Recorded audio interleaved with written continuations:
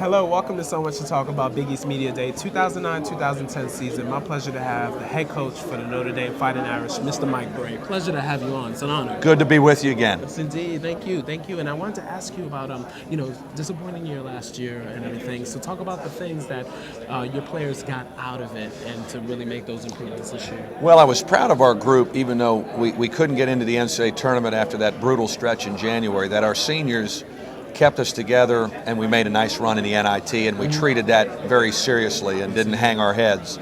I think when you look at our senior class this year, especially Torrey Jackson and Luke Herringody, there's a chip on their shoulder to get back to the tournament in their senior year. So they're helping me with the motivational, ploy. I think the three of us have been driven since the end of the season to go back and earn an NCAA tournament bid.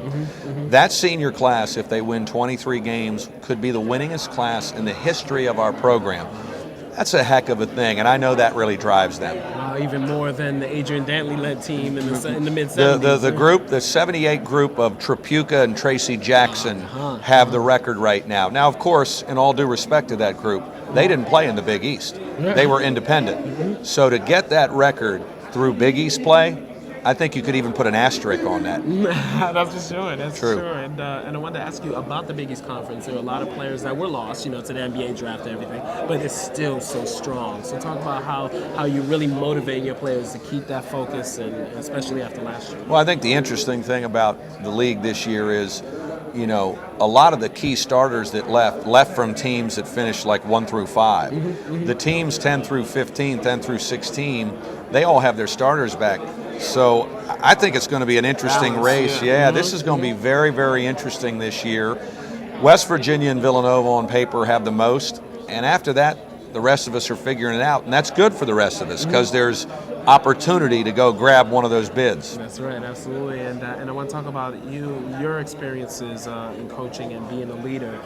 What's the one thing that you really emphasize with your players and you want them to remember about playing for you and working with you? I would hope that, as a teacher and an educator, you are giving them confidence. I think that's one of the great strengths a coach can have with young people, or a teacher with young people, is giving them confidence to break through limits and think about things they never thought they could do. I think Luke Herringody is a great example. If you were to tell him you have a chance to be the Big East Player of the Year and the all-time leading scorer in Big East history and rebounder, when he was a senior, when we recruited him, he would not have believed that and would have fallen off his chair, quite frankly, and so would his family.